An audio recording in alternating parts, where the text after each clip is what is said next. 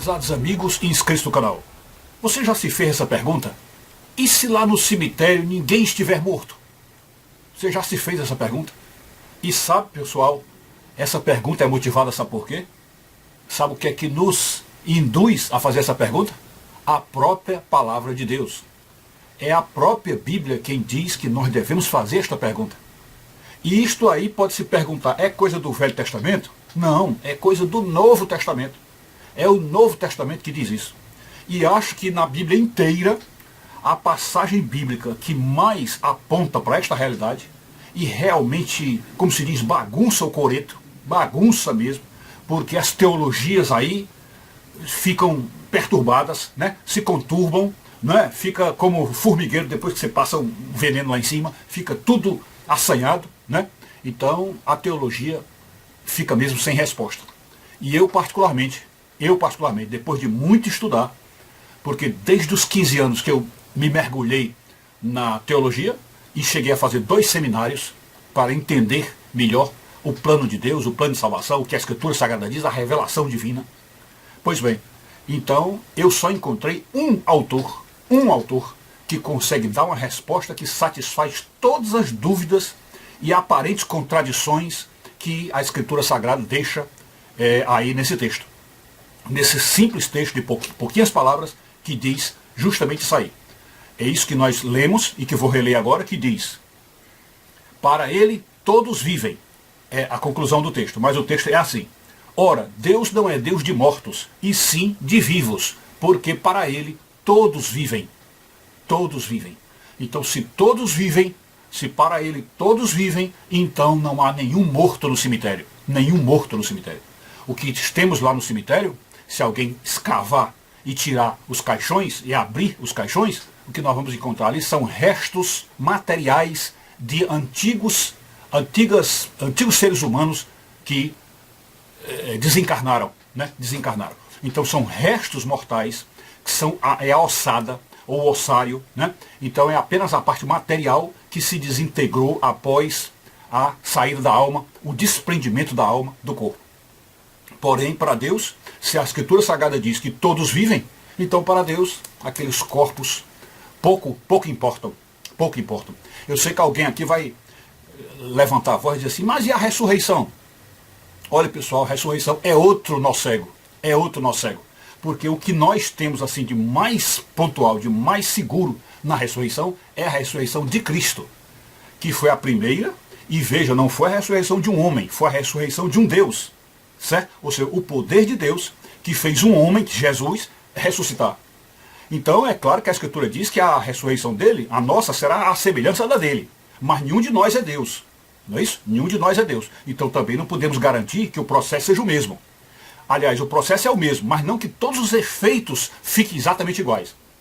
Então a ressurreição, nós vamos deixar na descrição deste vídeo o link para que vocês possam pesquisar nas fontes, nas melhores fontes, e então vocês possam ter uma resposta maior e melhor sobre a ressurreição. Mas o nosso tema aqui do nosso vídeo não é ressurreição. É essa questão da vida após a morte. Da vida após a morte. Porque quando a Escritura Sagrada diz que para Deus todos estão vivos, então aí uma série de questões se levantam. Como por exemplo, existe no meio do cristianismo, né, sobretudo o cristianismo reformado, né, que é o cristianismo protestante, aquela ideia de que não há contato nenhum de mortos com vivos. Não é? Eles dizem isso, não há contato nenhum de mortos com vivos. Então se desta frase você tirar a palavra mortos, olhe bem, se você tirar a palavra mortos e botar vivos, aí então como é que você vai dizer não há contato nenhum de vivos com vivos? Você compreende aí como a coisa já bagunçou? Porque eles dizem não há contato nenhum de mortos com vivos. Mas se a Escritura Sagrada diz que todos estão vivos, então a frase é não há contato nenhum de vivos com vivos. E eu pergunto, será que não há contato de vivos com vivos? Claro que há. Claro que há. E aí isso aí já implica uma outra questão. Uma outra questão. É que a Escritura Sagrada diz que nós devemos orar uns pelos outros. Uns pelos outros. Orar uns pelos outros. Não é isso? Então se todos estão vivos, então nós também podemos orar pelos vivos desencarnados, isso é, pelos que não estão no cemitério, né, pelos vivos desencarnados, e estes vivos desencarnados podem orar por nós. Ok? Porque se todos estão vivos, Então eles estão na mesma condição nossa. A única diferença é que nós estamos encapados com a carne e eles não. Então eles podem orar pela gente. Veja aí mais uma resposta que é dada e que pode confundir os teólogos, sobretudo os teólogos reformados, né? Uma outra questão é quando se diz que todos estão vivos. Então, quando nós dizemos assim, que os mortos não se comunicam, os mortos não entram em contato com os vivos, se nós substituirmos a palavra morto e botarmos vivos aí, então tudo faz sentido. E aí então pode ser que os espíritas nessa hora venham dizer assim, então a seção espírita está correta. Porque lá nós conversamos com os mortos que não são mortos, conversamos com os vivos, né? Os espíritas poderão dizer isso. Só que tem um detalhe, não estamos aqui negando que seja possível conversar com o morto, não estamos negando isso, porque todos estão vivos, então podem conversar. Tá? Pois bem, e aí um outro argumento protestante diz assim, não, mas os vivos não têm mão, não têm pé, não têm ouvido, não têm orelha. Meu querido, olhe, quando Jesus foi ao Monte da Transfiguração, com São Pedro e São João, se eu não me engano, apareceram dois que vieram do passado, que supostamente estariam mortos, se eu não me engano Moisés e Elias, vieram e estavam, Pedro registrou, João registrou, estavam conversando com Jesus, Jesus vivo, na carne, e eles mortos, entre aspas, desencarnados, conversando com Jesus. Então, a questão do morto conversar com o vivo, sim, é possível sim, porque está todo mundo vivo. Pois bem, então os espíritas chegam e vão dizer assim, mas na sessão espírita nós conversamos com os mortos, ou com os que estão vivos. Mas o problema é que a Bíblia diz que o demônio tem esse poder sobre essa região tenebrosa, né? E todos os poderes para disfarçar, para se camuflar, para se transformar e enganar as pessoas, inclusive imitando a voz.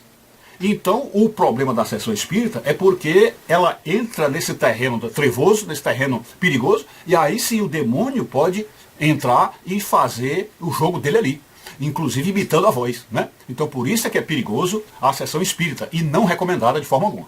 Mas existe realmente um caso na Bíblia onde houve uma consulta a uma médium, lá em Endor, houve uma consulta a uma médium, e a resposta que foi dada foi sobre isso, exatamente de Samuel, se não me engano, Samuel, que deu uma resposta para quem foi consultar aquela médium, né? Então, a possibilidade de contato, comunicação de vivos e mortos, sim, é possível, porque todos estão vivos, ok? E por último, estou tentando me lembrar aqui, para não perder muito o fio da meada, eu volto já. Bem, é que também existe uma corrente, vamos dizer, uma denominação, né, uma denominação cristã, que diz que quando as pessoas morrerem agora, as pessoas que morrerem nesta vida agora, ficarão no descanso do Senhor e só aparecerão de novo na ressurreição. Certo? Ficarão no descanso do Senhor como se estivessem dormindo, ou como se estivessem apagados, ou suspensos. Né?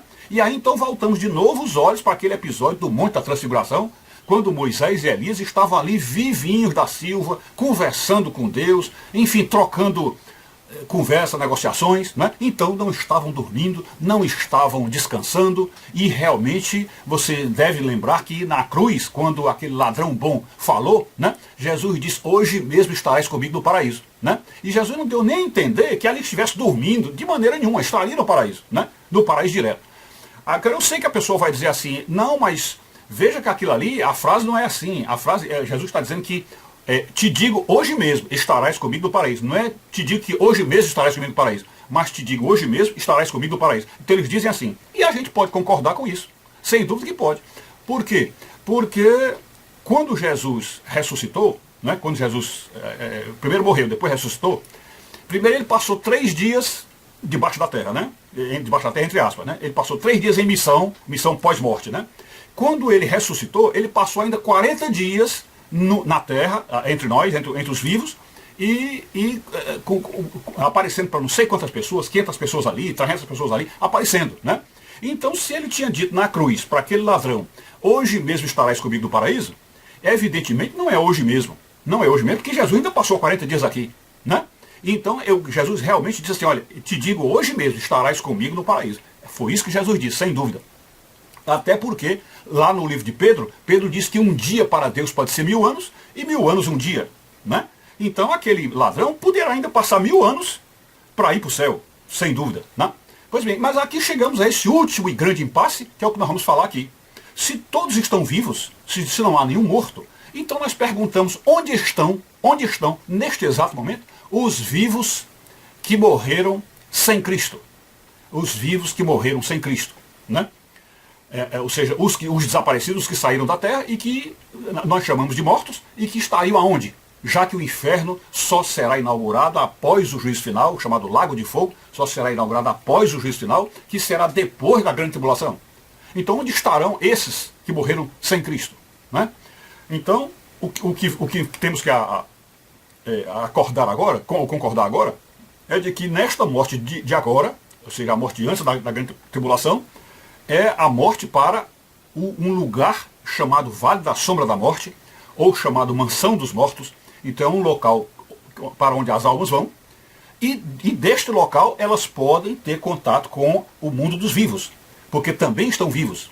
Então eles não estão no inferno, chamado Lago de Fogo, e também não estão no paraíso. Então, se não estão nem no inferno, nem no paraíso, estão realmente na continuidade do processo de santificação, porque lá em Hebreus diz que se nós não nos santificarmos, não veremos a Deus, né? Sem santificação ninguém verá o Senhor. Então quando a pessoa morre, que na verdade não morre, ela apenas desencarna, aí vai para a região da morte, a região da sombra da morte, ou a mansão dos mortos, ali ela continua o processo de santificação através de arrependimento e de repensar, pensar e repensar os seus atos. Então ela vai crescendo e santificando até que ela atinja essa plenitude de gostar do bem, gostar da justiça, gostar do céu, até da moral cristã. Então ela chegou nesse ponto, aí sim ela pode estar no meio dos santos, não é isso? Pois bem, esse é o que ocorre com aqueles que realmente se santificam. E os outros, os que não se santificarem, eles vão ficar, como se diz, remoendo nos seus pecados, sem arrependimento, ainda se degustando ao sabor desses pecados e tudo. Então quando o Senhor vier e chamar os bodes e as ovelhas para fazer o juízo final, então esses que estão ainda remoendo e gostando do pecado, serão colocados à esquerda de Jesus, como os bodes, e os outros, os que estão santificados, serão colocados à direita de Jesus, que são as ovelhas, e aí o Senhor dirá: vinde benditos de meu Pai para os que estão à direita, e ide malditos de meu Pai para o lago de fogo e enxofre.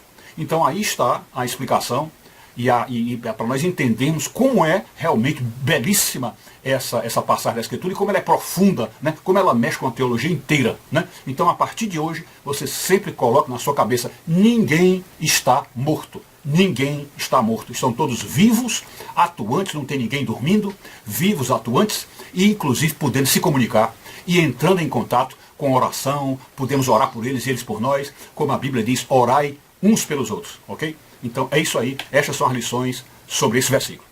Fiquem com Deus.